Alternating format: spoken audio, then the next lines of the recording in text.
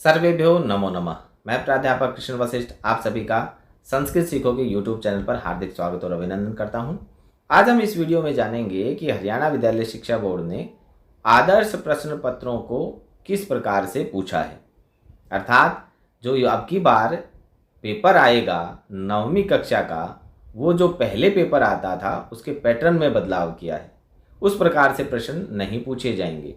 अब की बार कुछ बदलाव किया है, उस बदलाव को आज हम इस वीडियो में जानेंगे।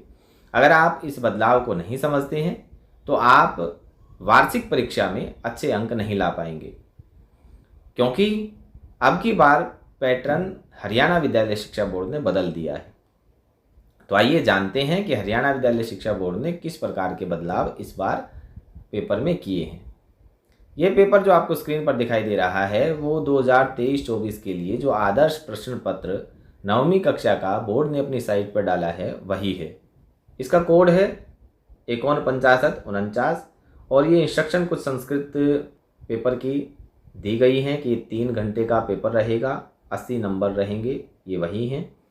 और कितने इसमें पेज हैं और क्या क्या और इंस्ट्रक्शन है उसे आप पढ़ सकते हैं, उसे जानने की यहाँ ज़रूरत नहीं है वरना वीडियो लंबी हो जाएगी।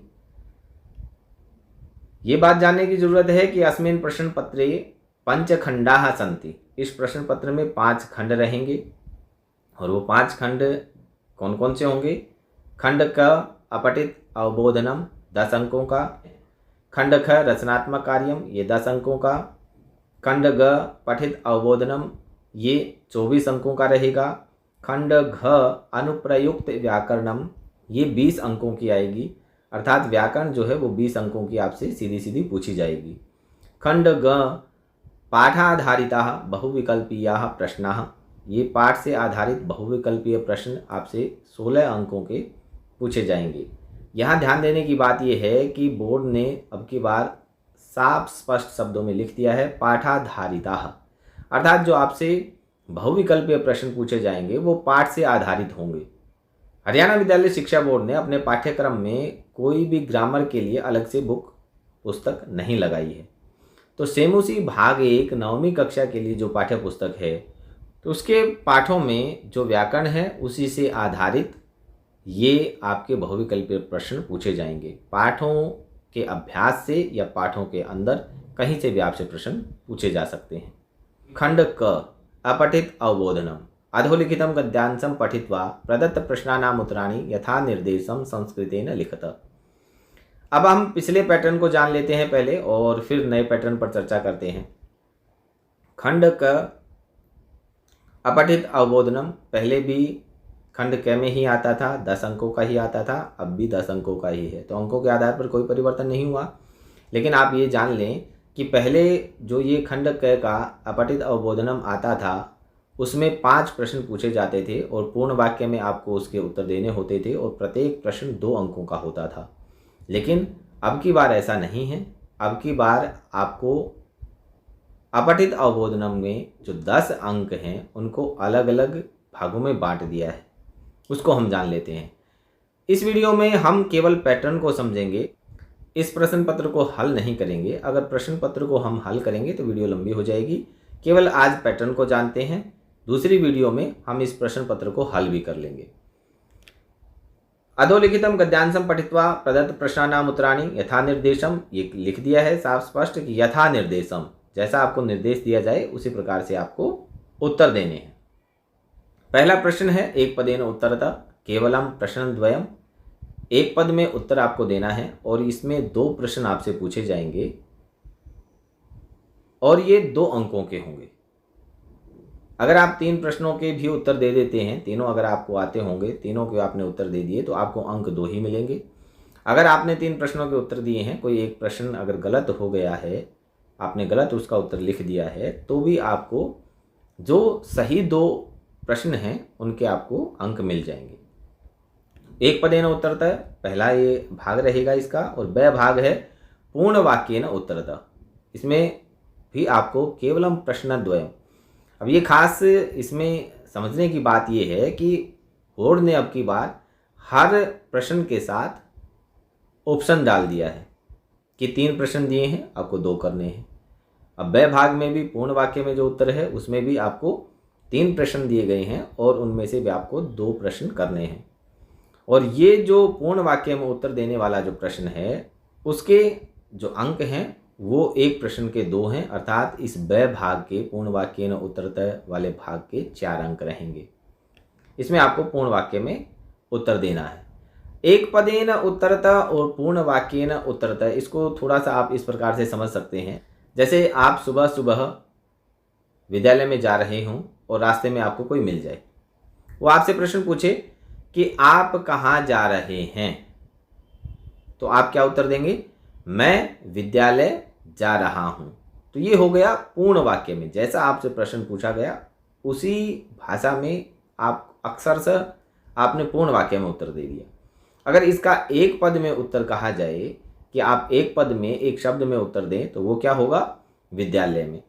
आपसे प्रश्न पूछा कि आप कहाँ जा रहे हैं, आपने उत्तर दिया विद्यालय में, तो इसको कहेंगे एक पद में उत्तर। लेकिन अगर आपने उत्तर दिया कि मैं विद्यालय में जा रहा हूँ, तो ये पूर्ण वाक्य में उत्तर हो जाएगा। तो इस प्रकार से आप इसको समझें।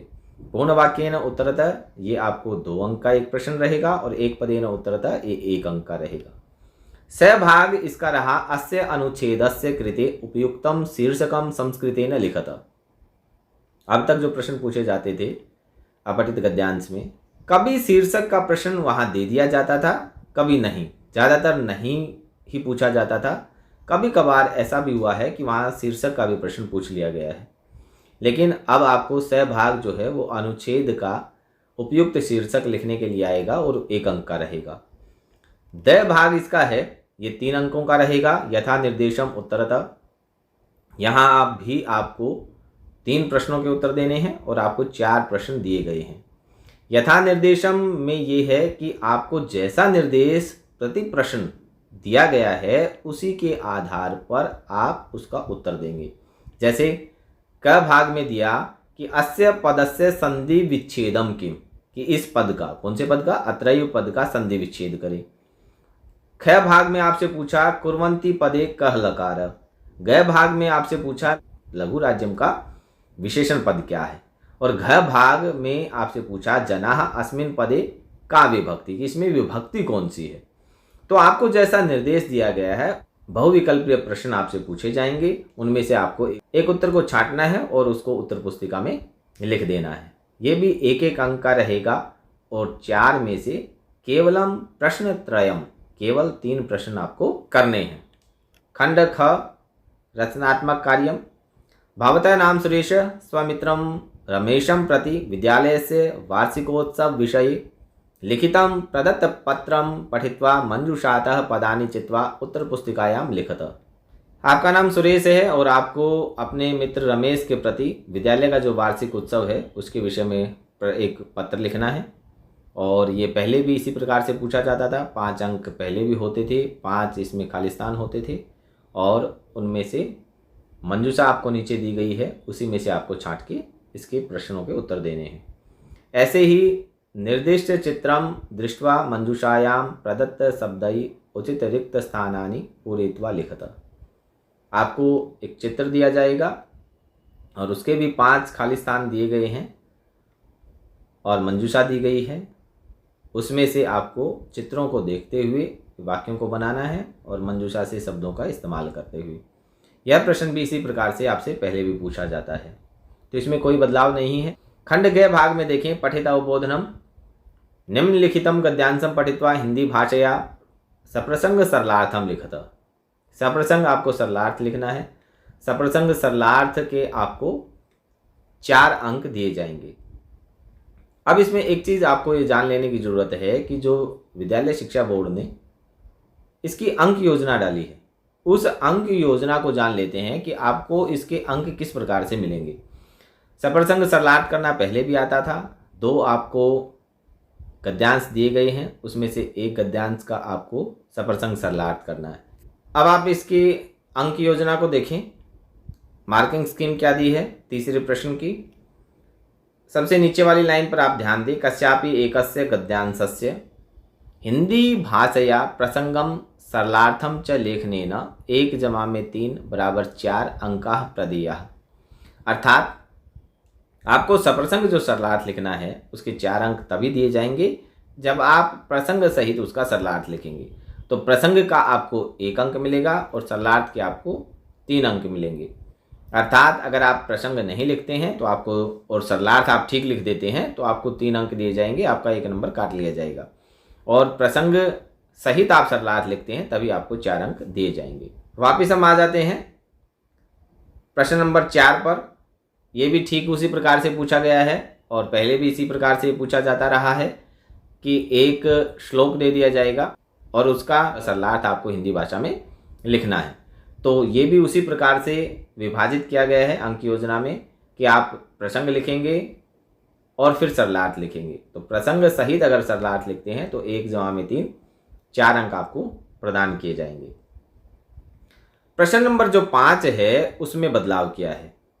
उसमें क्या बदलाव किया है? अभी तक जो आप प्रश्न नंबर 5 देखते थे वो इसी प्रकार से पूछा जाता था, लेकिन वो 2.5 अर्थात 2 और आधा 2.5 5 अंकों के आपसे प्रश्न पूछे जाते थे। लेकिन अब की बार ये 4 अंकों में ही आपसे प्रश्न पूछा जाएगा और इसमें आपको 3 सूक्तियाँ दी गई हैं और 2 सूक्तियों का आपको भावार्थ हिंदी भाषा में लिखना है। पहले भी ये इसी प्रकार से पूछा जाता रहा है, लेकिन अब की बार जो परिवर्तन किया है वो ये किया है कि अथवा में एक और प्रश्न इसमें डाल दिया है।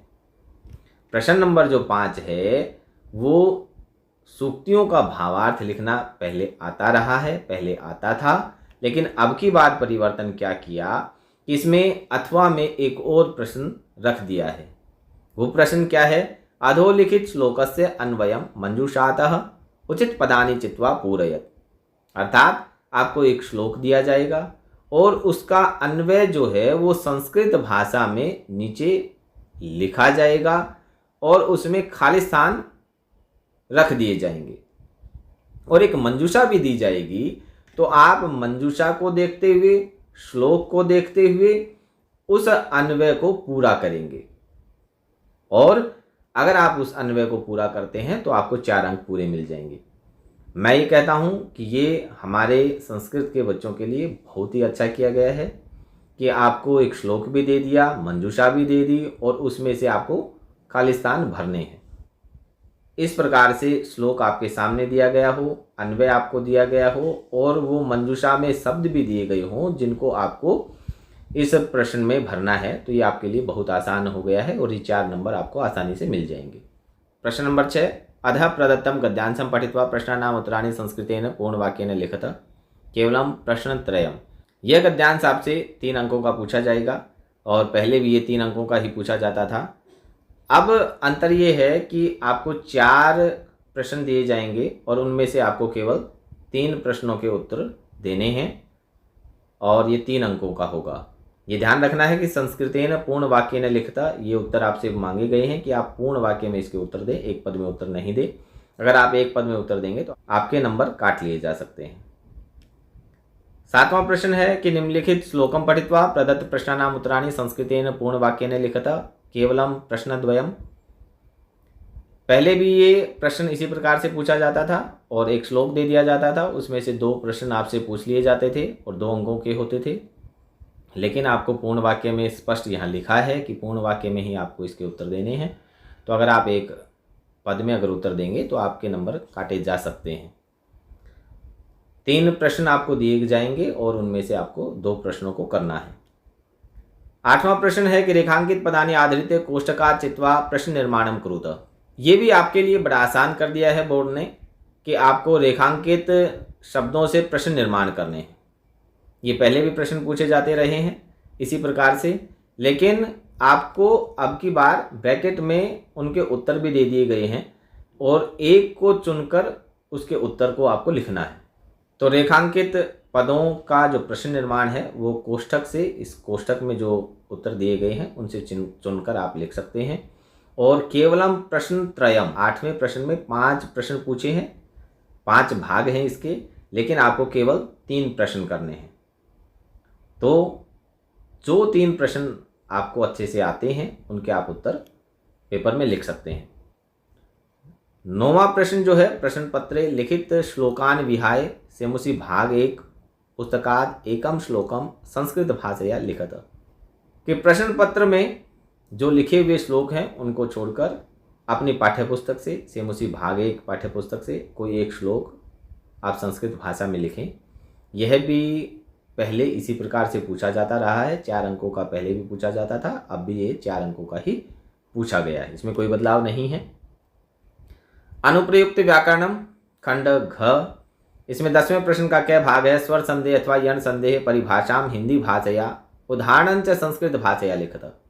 अब ध्यान देने की बात यह है, यहाँ थोड़ा सा बदलाव किया है कि आपको संधि, समास और कारक से 2-2 अंक के ये प्रश्न पहले भी इसी प्रकार से पूछे जाते थे आपसे, लेकिन अब की बार परिवर्तन क्या किया है कि उदाहरण च संस्कृत भाषया लिखत।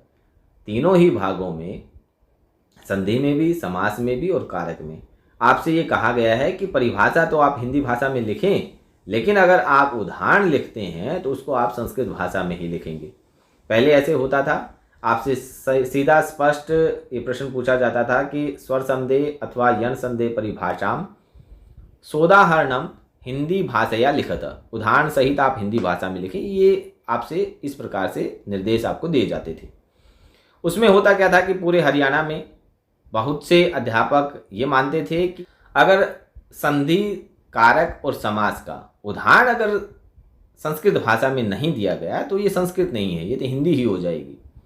लेकिन बहुत से अध्यापक ये भी मानते थे और उसी आधार पर अपने बच्चों को पढ़ाते थे कि स्पष्ट उसमें लिखा है कि उदाहरण सहित हिंदी भाषा में लिखें, तो आप हिंदी भाषा में लिखें या संस्कृत भाषा में लिखें, उससे क्या फ़र्क पड़ता है, आपको नंबर पूरे मिल जाने चाहिए। लेकिन कुछ हमारे अध्यापक साथी अगर संस्कृत भाषा में उदाहरण नहीं लिखते थे तो उसके अंक काट लेते थे। अब बोर्ड ने स्पष्ट कर दिया है, बहुत बहुत साधुवाद बोर्ड को कि उन्होंने ये स्पष्ट कर दिया कि आप हिंदी भाषा में परिभाषा लिखें, लेकिन उदाहरण जो है वो संस्कृत भाषा में ही लिखें, तभी आपको 2 अंक मिलेंगे। 1 अंक आपको परिभाषा का और 1 अंक आपको उदाहरण का मिलेगा। 11वां प्रश्न है यथा निर्दिष्टम शब्द रूपाणी लिखत, जैसा आपको निर्देश दिया गया है उसी प्रकार से आप शब्द रूप लिखें। अर्थात राम शब्द का तृतीय एकवचन में क्या रूप बनेगा तो आपको लिखना है। इसी प्रकार से आपसे पहले भी इसमें प्रश्न पूछे जाते थे, लेकिन अब की बार ध्यान देने की बात यह है, यहाँ लिखा है केवलम प्रश्न चतुष्टयम, केवल 4 प्रश्नों के आपको उत्तर देने हैं। और आप देख पा रहे हैं क, ख, ग, घ, ग और च, यानी कि 6 आपको ऑप्शन दिए हैं, उनमें से आपको 4 के उत्तर देने हैं और 4 अंक का ये प्रश्न पूछा जाएगा। 12वां प्रश्न है उसी प्रकार से यथा निर्दिष्टम धातु रूपाणी लिखत केवलम प्रश्न चतुष्टयम। तो आपसे पहले भी इसी प्रकार से धातु रूप पूछे जाते थे, लेकिन अब की बार जो बदलाव किया है वो बदलाव ये है कि आपको विकल्प ज़्यादा मिलेंगे। पहले केवल 4 ही धातु रूप पूछ लिए जाते थे और उनके आपको उत्तर लिखने होते थे। अब आपसे 6 धातु रूप पूछे जाएंगे और उनमें से किसी 4 के आपको उत्तर लिखने हैं। तो धातु रूप और शब्द रूप दोनों ही 6 आपको ऑप्शन में मिलेंगे और उसमें से आपको 4 करने होंगे। 4 अंकों के रहेंगे। 13वां प्रश्न है प्रदत्तोपपद विभक्ति वाक्येषु उचित विभक्तिम कोष्ठकात् चित्वा लिखत। उपपद विभक्ति की ये वाक्य हैं और उनमें आपको उपपद विभक्ति का चयन करके भरना है कि जैसे सीता खालिस्तान सह वनम गच्छति, तो सह उपपद विभक्ति का शब्द है, इसके आधार पर कौन सी विभक्ति आती है कारक की उसका आपको चयन करके लिखना है। तो आपसे पहले भी ये इसी प्रकार से प्रश्न पूछा जाता था, लेकिन अब की बार आपको इसमें विकल्प ज़्यादा दे दिए गए हैं और कोष्ठक से चुनकर आपको इसके उत्तर लिखने हैं। तो 14वां प्रश्न है निम्न क्रियापदेभ्य उपसर्गान पृथक कृत्वा लिखत केवलम प्रश्नद्वयम। यह प्रश्न भी आपसे उपसर्ग को छांटने का, पृथक करने का इसी प्रकार से पहले भी पूछा जाता था, लेकिन अब की बार आपको एक विकल्प ज़्यादा दे दिया है कि 3 विकल्प हैं, तीनों में से किसी 2 का आपको उत्तर लिखना है। 5वां जो खंड है वो पाठाधारिता बहुविकल्पीय प्रश्न का है। पाठ से आधारित बहुविकल्पीय प्रश्न आपसे पूछे गए हैं, ये बात ध्यान में रखने की है। पाठ आधारित ही हैं, पाठ के बाहर से नहीं होंगे, किसी अन्य बुक से नहीं होंगे। और इसमें आपको 16 अंकों के एक बहुविकल्पीय प्रश्न पूछे जाएंगे और 4 उसके विकल्प दिए गए होंगे, 4 उसके उत्तर आपको दिए गए होंगे, उनमें से 3 उत्तर गलत हैं और 1 उत्तर सही है। तो उनमें से जो शुद्ध विकल्प है उसको आपको उत्तर पुस्तिका में लिखना है। तो इस प्रकार से ये 16 प्रश्न आपसे पूछे जाएंगे। तो पहला प्रश्न आपसे संधि का पूछा है, दूसरा भी संधि का है। संधि विच्छेद और संधि करना दोनों ही आपसे पूछे जा सकते हैं। तीसरा प्रश्न आपसे समास का पूछा गया है, एक में समास का नाम पूछा गया है और एक में विग्रह पूछा गया है। पांचवा प्रश्न विलोम पद का पूछा गया है, छठा भी विलोम पद का पूछा गया है। सातवां प्रश्न आपसे पर्यायवाची पूछा गया है, आठवां भी पर्यायवाची शब्द का पूछा गया है कि आम्रम का पर्याय पद क्या है। अगला जो प्रश्न है वो प्रत्यय का पूछा गया है कि वह और तुम उनको जोड़ेंगे तो कौन सा शब्द बनेगा। उससे अगला भी आपसे प्रत्यय का ही प्रश्न पूछा गया है। उसके बाद एक 49 इत्यस्मिन् पदे का संख्या, इसकी कोई संख्या क्या होती है वो प्रश्न पूछा गया है। अगला भी संख्या से आधारित प्रश्न पूछा है। उससे अगला प्रश्न जो है विशेष्य और उससे अगला विशेषण, विशेष्य और विशेषण के प्रश्न पहले भी पूछे जाते रहे हैं, उसी प्रकार से अब भी आपसे विशेष्य विशेषण के प्रश्न पूछे जाएंगे। और घटिकाम दृष्ट्वा समयेन रिक्त स्थानम संस्कृतेन पूरयत, घटिका को देखकर, घड़ी को देखकर आपको रिक्त स्थान जो भरने हैं वो पहले भी आपसे प्रश्न पूछे जाते थे और अब भी उसी प्रकार से आपसे प्रश्न पूछे जाएंगे। तो इस प्रकार से आज हमने इस वीडियो में 9वीं कक्षा का जो पाठ्यक्रम का बदलाव हरियाणा विद्यालय शिक्षा बोर्ड ने किया था उसके आधारित जो आदर्श प्रश्न पत्र बोर्ड की साइट पर डाला है उसको आज हमने जाना है। आप इसी पैटर्न के आधार पर अगर तैयारी करते हैं तो आपको पूर्ण अंक परीक्षा में मिलेंगे। अगली वीडियो में हम 10वीं कक्षा में जो पाठ्यक्रम में बदलाव किए गए हैं, प्रश्न पत्र में बदलाव किए गए हैं, उसको जानेंगे। सर्वेभ्यो नमो नमः।